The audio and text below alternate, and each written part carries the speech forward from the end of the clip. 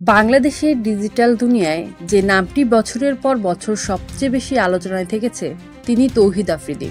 কখনো কন্টেন্ট ক্রিয়েশনের সাফল্য, কখনো সামাজিক কাজ, আবার কখনো বিতর্কের ঝড়। কিন্তু এবারকার গল্প একেবারেই ভিন্ন। তিনি এখন রয়েছেন পুলিশের হাতে, কাটাচ্ছেন রিমান্ডে। সংবাদ মাধ্যমগুলো শুধু গ্রেপ্তার আর 5 দিনের রিমান্ডের কথা বলছে, কিন্তু এর ভিতরে লুকিয়ে আছে আরো অনেক চাঞ্চল্যকর ঘটনা, যেগুলো এখনো বড় কোনো চ্যানেলে ব্যাপকভাবে প্রচারিত হয়নি। আজকের ভিডিওতে আমরা সেই সব তথ্য এক এক করে জানবো। 24 আগস্টের গ্রেপ্তারের পর যখন আদালতে হাজির করা হলো তৌহিদ আফ্রিদিকে, তখনই পুলিশ দাবি করেছিল তার কাছ থেকে গুরুত্বপূর্ণ তথ্য বেরিয়ে আসবে। আর সত্যিই তাই হচ্ছে।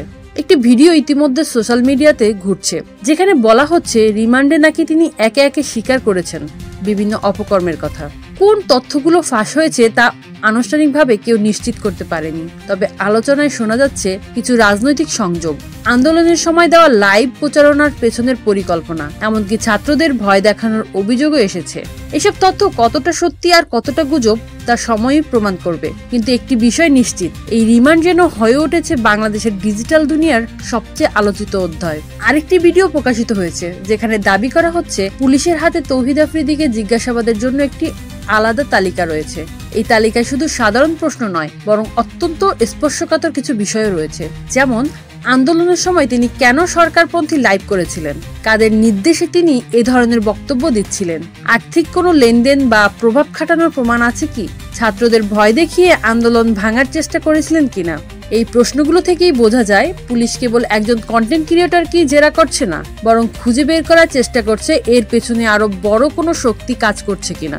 অনেকে বলছেন এই রিমান্ড থেকে যদি সত্যি বড় কোনো নাম বেরিয়ে আসে, তাহলে বাংলাদেশের রাজনীতিতেও নতুন ঝড় বয়ে যেতে পারে। প্রথম আলো সম্প্রতি একটি প্রতিবেদন প্রকাশ করেছে, 10 বছরে 5 ঘটনায় সবচেয়ে বেশি আলোচনায় ছিলেন তৌহিদ আফ্রিদি। এর মধ্যে রয়েছে তার ইউটিউব ক্যারিয়ারের উত্থান, কিছু বিতর্কিত ফ্র্যাঙ্ক ভিডিও, রাজনীতি নিয়ে মন্তব্য, ভক্তদের সঙ্গে দ্বন্দ্ব, আর এবারকার গ্রেপ্তার। এখানে একটি গুরুত্বপূর্ণ বিষয় উঠে এসেছে, তিনি শুধু একজন কন্টেন্ট ক্রিয়েটর নন, বরং 1 দশক ধরে তিনি ছিলেন আলোচনার কেন্দ্রবিন্দু। প্রশংসা যেমন পেয়েছেন, সমালোচনাও এসেছে বহুগুণে। কিন্তু এই প্রথমবারের মতো তার বিরুদ্ধে অভিযোগ এতটা গুরুতর, যা কেবল তার ক্যারিয়ার নয়, তার পুরো ব্যক্তি জীবনকেও সংকটে ফেলে দিতে পারে। 25 আগস্ট আদালতে হাজির করার সময় একটি ভিন্ন দৃশ্য ধরা পড়ে ক্যামেরায়। তৌহিদ আফ্রিদি কাঠগড়ায় রেলিং ধরে দাঁড়িয়ে আছেন, মাথা নিচু, শরীর কাঁপছে, মুখ ফ্যাকাশে। অনেকেই বলছেন তিনি শারীরিকভাবে অসুস্থ, কেউ কেউ আবার মনে করছেন এটি মানসিক চাপে ভেঙে পড়ার দৃশ্য।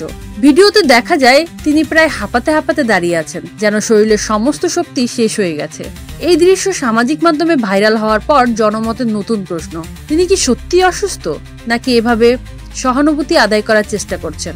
যে কারণেই হোক, এই দৃশ্য বাংলাদেশের আদালতের ইতিহাসে এক নতুন বিতর্কিত মুহূর্ত তৈরি করেছে। কিন্তু সবকিছুকে ছাপিয়ে গেছে এক ইনস্টাগ্রাম পোস্ট।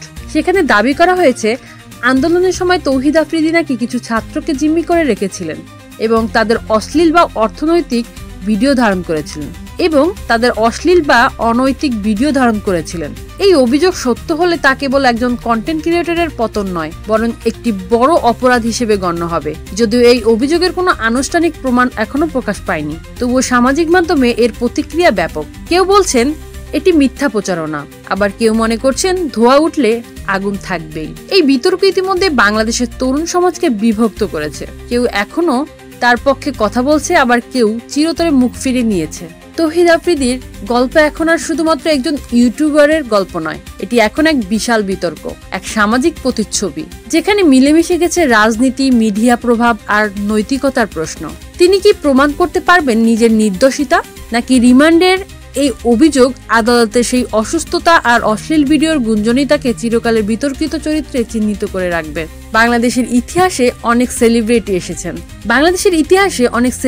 এসেছেন গিয়েছেন, কিন্তু এই ঘটনা হয়তো নতুন এক অধ্যায় লিখে দিবে, যেখানে জনপ্রিয়তা আর বিতর্ক দুই মিলেমিশে একজন মানুষকে পরিণত করেছে জাতীয় আলোচনার কেন্দ্রবিন্দুতে।